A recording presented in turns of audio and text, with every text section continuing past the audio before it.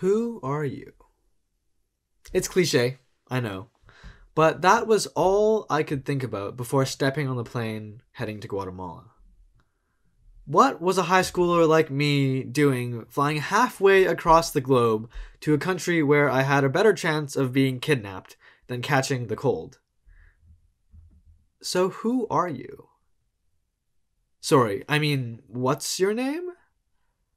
Those were the first words I heard from the border agent when our team landed last July. In the midst of our busy, chaotic lives, trying to find purpose is the most confusing thing anyone can do.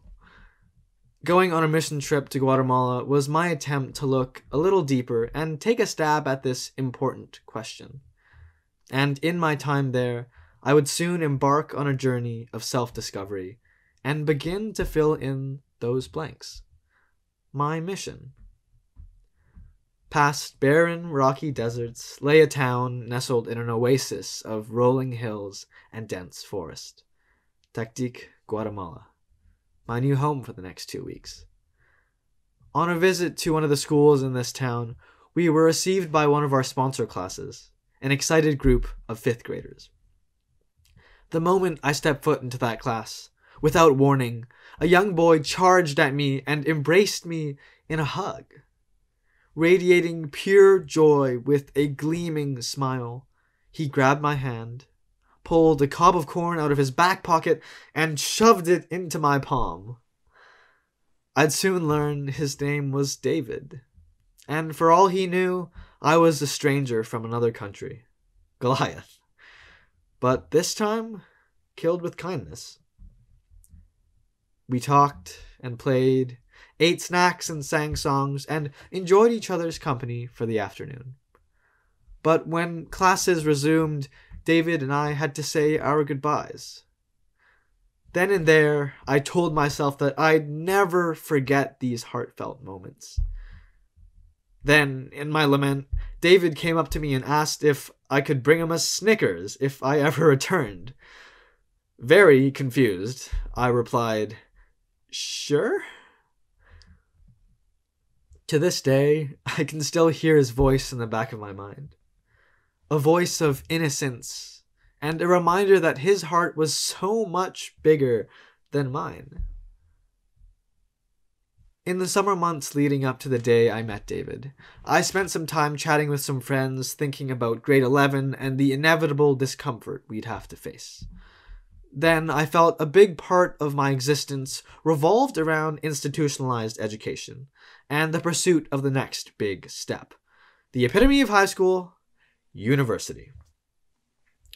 Even now, it's difficult to accept that the familiar things, walking down hallways, being surrounded by friends we've grown up with for years, they're all somewhat fleeting compared to the enigma of the future that awaits us. But as a curious and naive student, what could I have possibly known about that next big step?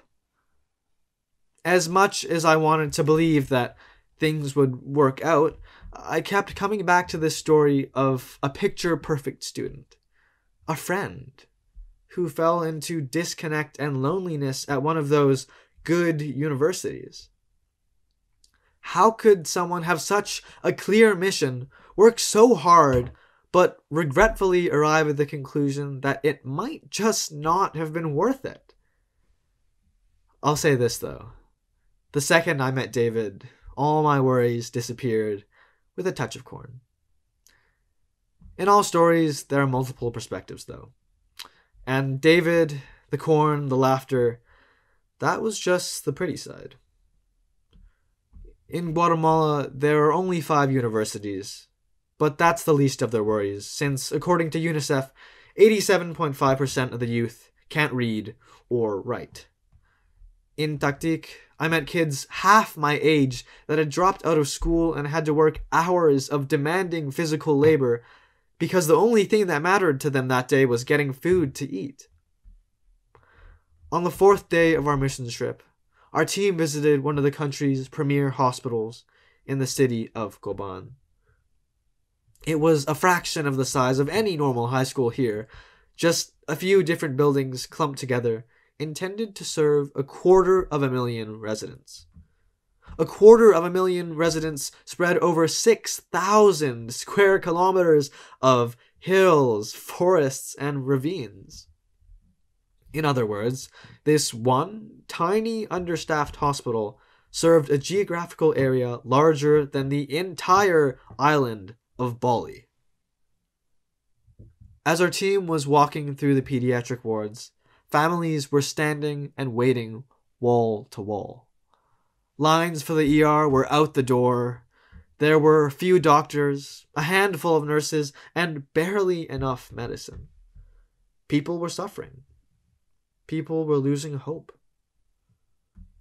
According to the locals, there in Koban, people don't go to hospitals to heal.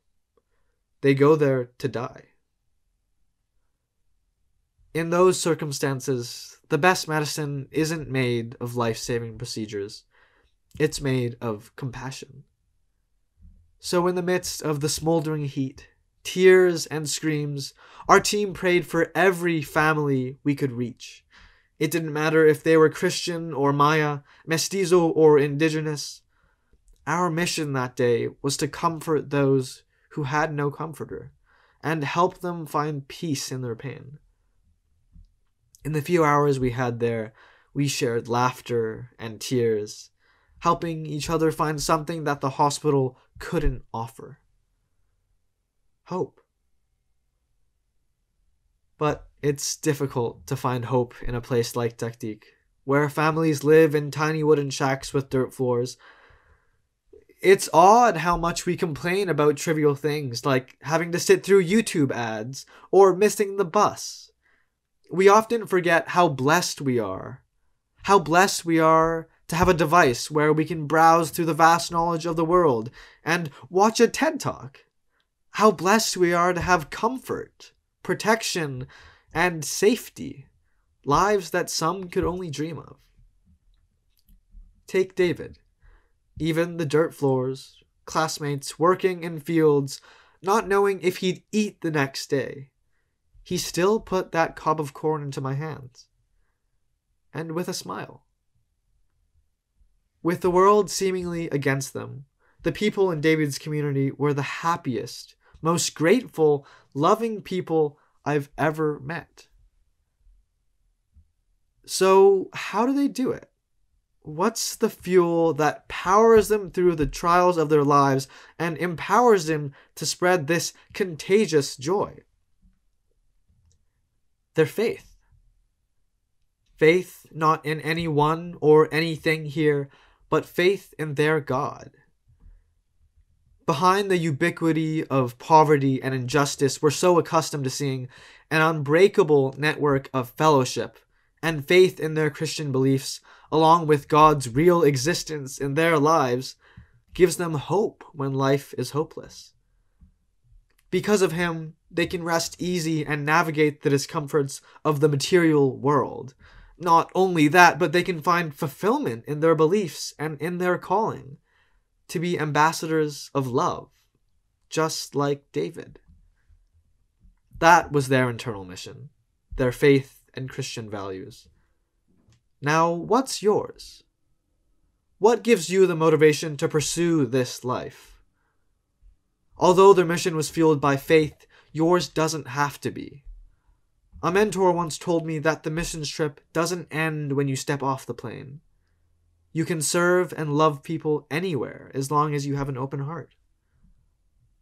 This change of mindset all starts with realizing your place in this vast world and acknowledging that your purpose is tied to doing what you love with the people you love. So rather than living in worry, whether it be about university, a future career, or things closer to home, our relationships with others, or our relationship with ourselves, we must try to live out our mission, whatever it may be. Faith, values, traditions. Not that your worries are unjust, but we gotta make every moment count, every interaction, even if it's through a screen or an audio call. Every laugh and every tear. Because when we take things for granted, that's another chance missed. Another chance to show someone we care. Another chance to live out our mission. That mission, that calling, it's what gives us purpose. When I promised David that I'd bring him a Snickers, he asked me one last thing before we parted ways. ¿Cuándo regresas? When are you coming home? Before he had asked, I'd already made up my mind. Maybe my self-discovery shouldn't have happened halfway across the globe, or maybe that was exactly where I was supposed to be. Don't wait for an opportunity to embark on your journey. Look for that opportunity and don't hesitate to take it. So I ask you again, who are you? I'm Ethan, and I'm coming home. So David, I tell you, pronto, muy pronto. That Snickers, it's on its way.